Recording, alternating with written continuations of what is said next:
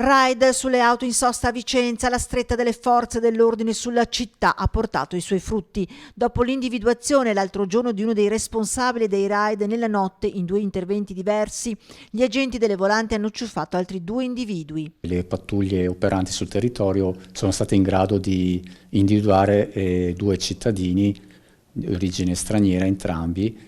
Per uno di questi poi siamo riusciti anche ad ottenere un provvedimento di accompagnamento presso un centro permanente per il rimpatrio. L'uomo, un 51enne di origini tunisine, è stato accompagnato dopo le visite mediche di rito al centro di permanenza per il rimpatrio di Roma. Il 51enne era stato rintracciato dopo che, con un martelletto frangivetro, aveva spaccato il finestrino di un'auto e rubato un trolley con dentro, tra le altre cose, un tablet sul quale vi era l'immagine dell'auto, essere poi risultata quella saccheggiata. L'altro intervento a 00:30, a chiamare il 113 il proprietario dell'auto parcheggiata in Piazzale del Mutilato, che beccava il manigoldo all'interno della sua vettura mentre rovistava dopo aver rotto il vetro con un martelletto con la punta di diamante.